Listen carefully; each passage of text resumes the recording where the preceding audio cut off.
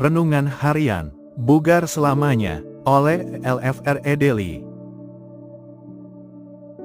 Sebelum langkah pertama hari ini dimulai, biarlah hati kita tenang di hadapan Tuhan. Mari belajar dari firman-Nya, karena di sanalah kita menemukan kekuatan untuk menghadapi hari. Judul renungan hari ini, berpikir dengan benar. Ayat inti bunyinya, janganlah kamu menjadi serupa dengan dunia ini, tetapi berubahlah oleh pembaharuan budimu. Roma 12 ayat 2. Penelitian menarik telah dilakukan pada lateralisasi serebral otak. Para ilmuwan telah menemukan bahwa ada dua sisi otak manusia yang berfungsi secara berbeda satu sama lain. Mode kiri umumnya analitis, verbal, faktual, logis, ilmiah, temporal, dan tepat waktu. Mode kanan lebih kepada visual, spasial, nonverbal, intuitif, sadar warna, emosional, non-temporal, tidak tepat waktu. Cara kita berpikir memengaruhi banyak hal, termasuk tindakan kita dan ide-ide kita tentang politik dan agama. Beberapa orang memang lebih cenderung berorientasi ke otak kanan, ada pula yang lebih ke otak kiri. Ada pepatah Tiongkok kuno, dia yang memiliki imajinasi tanpa belajar memiliki sayap tetapi tidak memiliki kaki. Dapatkah Anda melihat fungsi mode kiri dan kanan dalam hal ini? Dia yang punya imajinasi, kanan, tanpa belajar, kiri, punya sayap, kanan, tetapi tidak memiliki kaki, kiri. Menjadi lebih kepada otak kanan, kreatif, artistik, musikal, dan imajinatif adalah luar biasa. Itu adalah berpikir seperti cara berpikir seorang seniman. Itu melakukan urusan-urusanmu, tetapi itu bukan segalanya. Seekor burung mungkin terbang, meluncur, dan melambung tinggi dengan sayapnya, tetapi ketika dia lapar, tanpa kaki dia akan kesulitan mendarat dan mendapatkan makanan. Kita membutuhkan keseimbangan. Kedua sisi adalah baik dan bermanfaat. Sekarang izinkan saya mengambil konsep ini selangkah lebih maju. Saya mengusulkan bahwa bukti adalah lebih kepada mode kiri, sementara keyakinan itu ada pada mode kanan.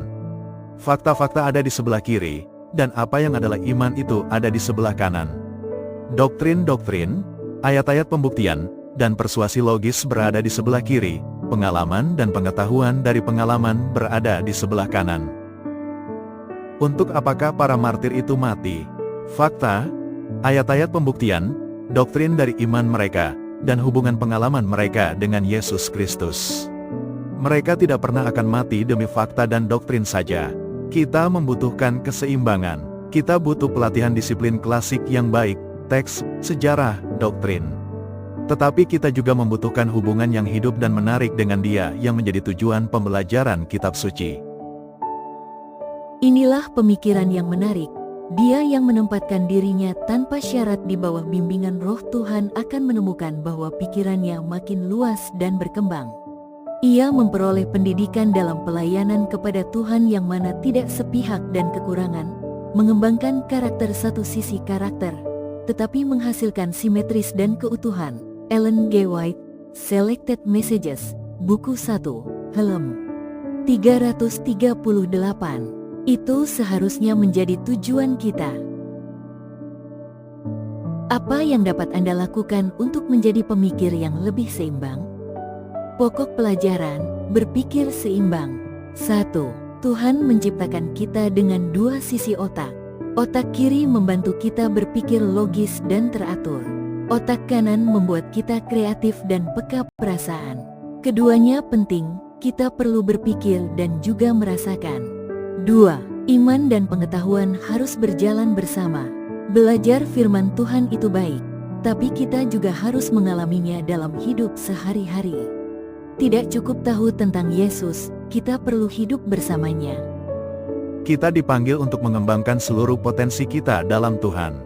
Belajar dengan tekun, berpikir kritis, tetapi juga hidup dalam kasih, doa, dan kepekaan terhadap bimbingan Roh Kudus. Doa hari ini, Tuhan Yesus, terima kasih karena Engkau memberi kami akal dan hati. Tolong kami supaya bisa berpikir dengan bijak dan hidup dengan kasih. Jangan biarkan kami hanya pintar, tapi juga tidak punya iman.